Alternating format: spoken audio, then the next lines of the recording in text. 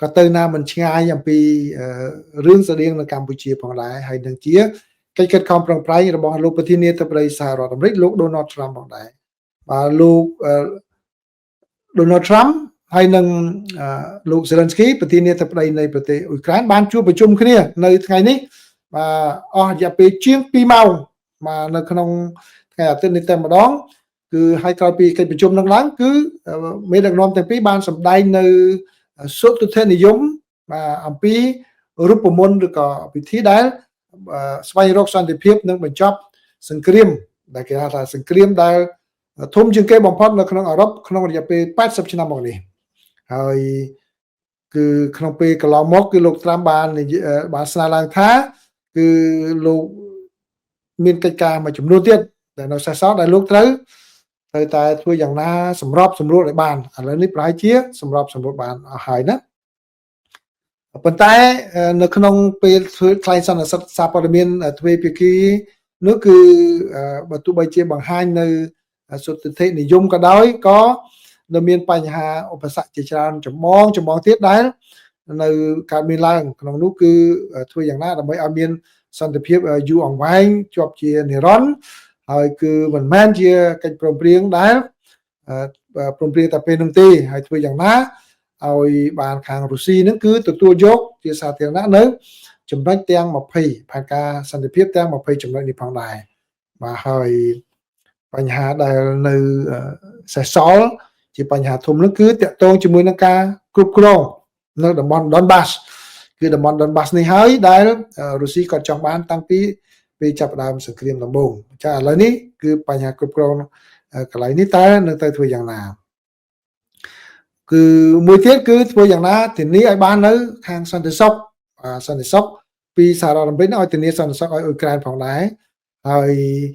នឹងធ្វើយ៉ាងណាឲ្យមានបាទពេលវេលានៃបទជបាញ់គ្នាហើយនឹងផលប៉ះពាល់តើអាចនឹងកើតមានឡើងដោយរបៀបណានេះបើតាមការលើកឡើងរបស់លោកពូទីនហើយលោកប្រធានាធិបតី Donald Trump វិញបាននិយាយក្រោយពីកិច្ចប្រជុំនោះលោកបានគិតថាឥឡូវនេះលោកគិតថាបើជាយើងអាចធ្វើបានហើយគឺខ្ញុំលោកមិនចង់និយាយថាតើជប់បាញ់គ្នានៅពេលណានោះទេក៏ប៉ុន្តែបាទលោកគិតថាបទជបាញ់អាចនឹងសម្រេចបានហើយលោក Zelensky វិញបាននិយាយថាលោកជឿថាសហរដ្ឋអាមេរិកនិងអ៊ុយក្រែនគឺបានយល់ស្របគ្នាដល់ 90% ទៅហើយបាទទៅលើផែនការសន្តិភាពដែលមាន20ចំណុចដែលបានកែលម្អឡើងវិញហ្នឹងហើយគឺមានការឯកភាពគ្នា 100% តែម្ដងទៅលើចំណុចដែលធានាសន្តិសុខឲ្យអ៊ុយក្រែនហើយបើទោះបីជាព័ត៌មានលម្អិតមិនទាន់បានបង្ហាញជូនសាធារណជនក៏ដោយបាទអញ្ចឹងនេះគឺជារឿងមួយដែលមានការវិវត្តល្អមានសេចក្តីរាយការណ៍នឹងវែងទៀតដែលខ្ញុំមិនសូមចូលដល់លម្អិតទេគ្រាន់តែចង់និយាយថាឥឡូវនេះគឺក្រោយពីការជួបប្រជុំគ្នារយៈពេលជាង2ម៉ោងនៅសហរដ្ឋអាមេរិករវាងមេដឹកនាំអ៊ុយក្រែនជាមួយនឹងប្រធានាធិបតីសហរដ្ឋអាមេរិកគឺបានឯកភាពគ្នាច្រើនមានលក្ខណៈវិជ្ជមានច្រើនចាសសូមអរគុណប្រិយមិត្តច្រើនណាដែលបានចូលមកស្ដាប់ការចែករំលែកព័ត៌មានរបស់ខ្ញុំនេះខ្ញុំរវល់ដែរដូច្នេះមិនបានចូលរួមឆ្លើយសំណួរទេខ្ញុំព្យាយាមឆ្លើយបដានៅក្នុងព័ត៌មាននីមួយៗដែលខ្ញុំ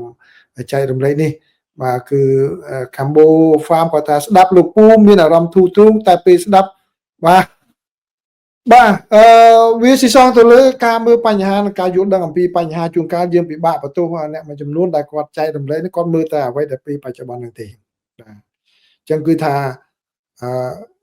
រៀនមើលបញ្ហារៀនចរចាហ្នឹងប្រិមិត្តណាដែលជាអង់គ្លេសបើជាទៅមើលសភៅគេថា50% negotiation ហ្នឹងបាទ50% negotiation ហ្នឹងគឺបញ្យល់យើងបានច្រើនណាស់បាទរបៀបចរចាហ្នឹងធ្វើមិនទៅផ្ដោតលើហ្នឹងច្រើនណាស់ហើយនិស្សិតណារៀនខាង international relation គឺអានោះជា requirement មកត្រូវតែអាននឹងរៀនអាហ្នឹងដើម្បីដឹងរបៀបការទូតរបៀបអីហ្នឹងបាទអញ្ចឹងសូមអរគុណប្រិយមិត្តច្រើនដែលជិះពេលចូលមកស្ដាប់ការចែករំលែករបស់ខ្ញុំដើម្បីទទួលយកព័ត៌មានបច្ចុប្បន្នភាពអាមេរិកហើយមានតកតងជាមួយនឹងកម្ពុជាអញ្ចឹងរយៈពេលប្រហែលថ្ងៃនេះបើជាការចូលនឹងមិនបានទៀងទាត់សូមរងចាំដោយសារខ្ញុំមាន